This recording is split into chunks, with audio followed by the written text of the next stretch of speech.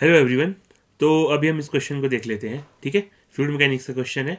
ठीक है, तो देखते हैं क्या क्वेश्चन है। देखो, a vessel contains two immiscible liquids of density rho 1000 kg per meter cube and rho 1500 kg per meter cube. A solid block of volume V equal to 10 raised to power minus 3 meter cube and density D equal to 800 kg per meter cube is tied to one end of string and other end is tied to the bottom of vessel as shown in the figure. The block is immersed with 2/5 of its volume in the liquid of lower density. The entire system is kept in an elevator which is moving upward with an acceleration of a equal to g by 2. Find the tension in the string. ठीक है, ये string है यहाँ पर। ठीक है, ये string attached है, इसके साथ एक ब्लॉक रखा हुआ है। ठीक है, ब्लॉक के ऊपर वाले पार्ट में जो ये बाउंड्री है ना, इसके ऊपर वाले पार्ट में लिक्विड है रो 1 डेंसिटी का। ठीक है, इसके नीचे वाले पार्ट में लिक्विड है रो 2 डेंसिटी का। ठीक है, तो हमारे को क्या बताना है इसमें, टेंशन कितनी होगी इस स्ट्रिंग में, इस स्ट्रिंग में फोर्स कितना आ रहा होगा। टेंशन क्या होती है, स्ट्रिंग में फोर्स कितना आ रहा होगा। ठीक है, तो ये निकालना है हमारे को। ठीक है, कितनी टेंशन आ रही होगी स्ट्रिंग में।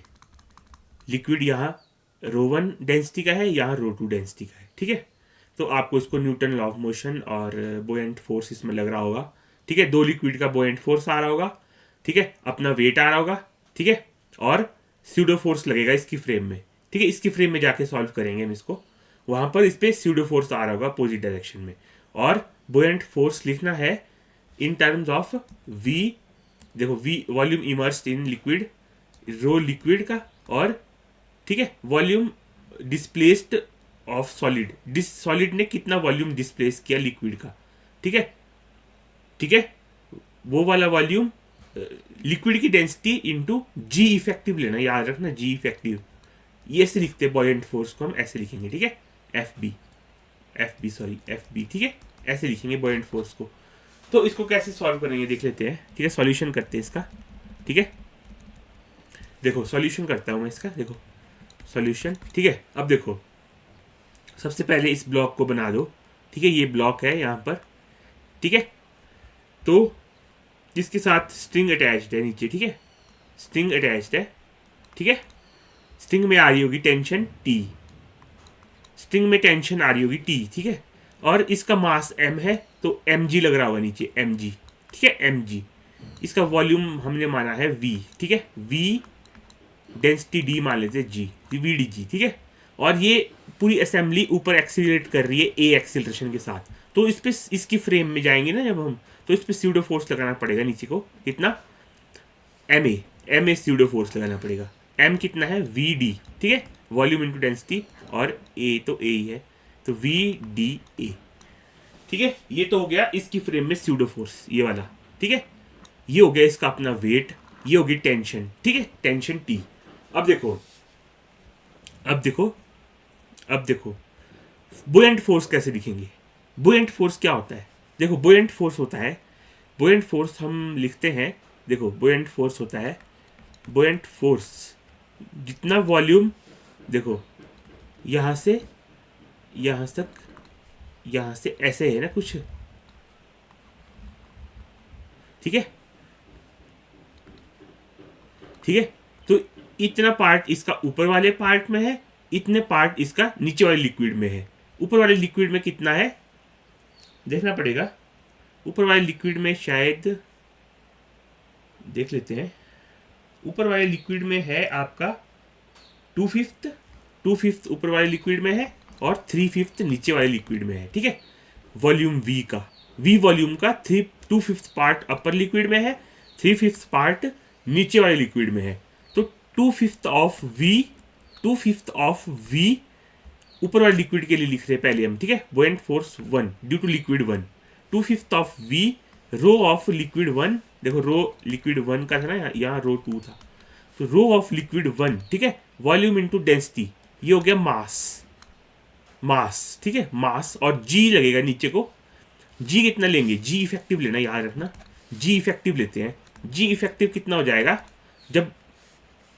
जब इसकी फ्रेम में हम इसको, इसकी फ्रेम में हम इसको विजुलाइज कर रहे हैं ब्लॉक की फ्रेम में। ब्लॉक की फ्रेम में इस पे स्यूडो फोर्स लग रहा है नीचे को। ठीक है, तो इस पे दो एक्सेलरेशन आ रही है, एक जी आ रहा है और ए आ रही है, तो इनको ऐड, ये दोनों ऐड हो जाती है, ठीक है। एक डायरेक्शन में जी भी लग रहा है, अपोजिट डायरेक्शन में एक्सेलरेशन भी लग रही है, तो जी प्लस ए हो गया जी इफेक्टिव, ठीक है। जी प्लस ए, जी इफेक्टिव क्यों होगा जी इफेक्टिव, जी प्लस ए?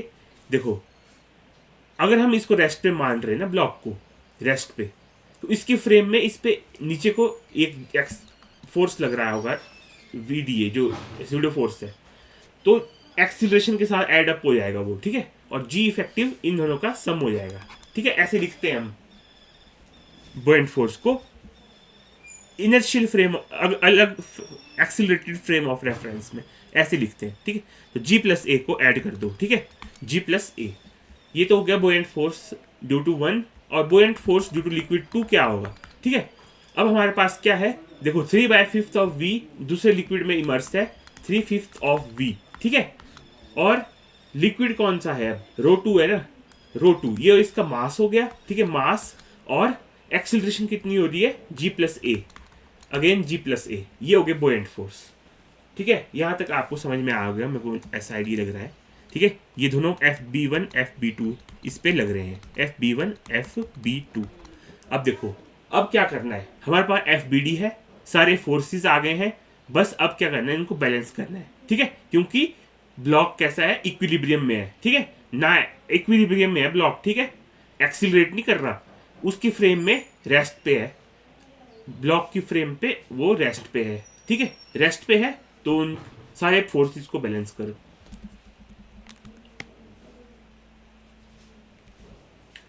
रेस्ट पे है, रेस्ट पे है, तो सारे फोर्सेस को बैलेंस करो, ठीक है। एम है, ठीक है। तो फर्स्ट पे लग रहा है आपका, देखो 2/5 ऑफ वी, ठीक है, रो 1 जी प्लस ए, ठीक है। यहां लग रहा है 3/5 of V rho 2 ji plus a, ठीक है। और नीचे को लग रहा है आपका वी डी ए, ठीक है, टेंशन, और वी डी जी, इनको बैलेंस करो, ठीक है। तो क्या आएगा, देखो 2/5 of V rho 1 G plus A plus 3/5 of V rho 2 ji plus A equal to V D A plus T plus V D G, ठीक है। तो यहां तक हो गया, अब आगे करते हैं, देखो, ठीक है। तो ये है हमारी इक्वेशन, ठीक है। इनको कॉमन ले लो, v g प्लस ए को कॉमन ले लो यहाँ से, ठीक है। तो ये बनेगा V ji plus a 2/5 of row 1 plus 3/5 of रो 2, ठीक है। यहाँ से भी वी जी प्लस वी डी को कॉमन लो, पहले वी डी, ठीक है, V D A plus g plus t होगा, ठीक है। तो इसको सॉल्व करेंगे फर्दर, ठीक है। यहाँ पर देखो, यहाँ आ जाओ, यहाँ टी देखो, टी निकालना ना हमारे को, टी, तो इसको परे ले जाओ, ठीक है। वी जी प्लस ए, ठीक है, 2/5 of row 1 plus 3/5 of row 2 minus, ठीक है, minus V ji plus A into D equal to T, ठीक है। ये आएगा टी की वैल्यू, इसमें वैल्यूज पुट करनी रहती है, ठीक है। यहाँ इसको फर्दर सिंप्लीफाई कर देंगे, वी जी प्लस ए को और कॉमन लो यहाँ से, 2/5 of row 1 plus 3/5 of row 2 minus D equal to T. इसमें अब वैल्यूज डालनी रहती है, ठीक है, वैल्यूज डालेंगे, ठीक है। वैल्यूज क्या क्या है, v है देखो 10⁻³ g कितना है, g plus G by 2 3 into G by 2, A कितना है, जी ए एक्सीलरेशन कितनी है, g बाई 2 के बराबर है, ठीक है। तो ये हो गया, ठीक है। और उसको T2/5 इंटू रो 1 कितना है, रो 1 है आपका 1000, ठीक है, प्लस 3/5 ऑफ रो 2 कितना है, रो 2 है आपका 1500, ठीक है। और डी कितना है 800, डी 800, ठीक है। इसको सॉल्व करेंगे जब हम फर्दर, तो टेंशन आएगी 6 न्यूटन, कैलकुलेट कर लेना, ठीक है आप। तो 6 न्यूटन आएगी टेंशन। आई होप आपको समझ में आएगा, देख लीजिए। Thank you very much.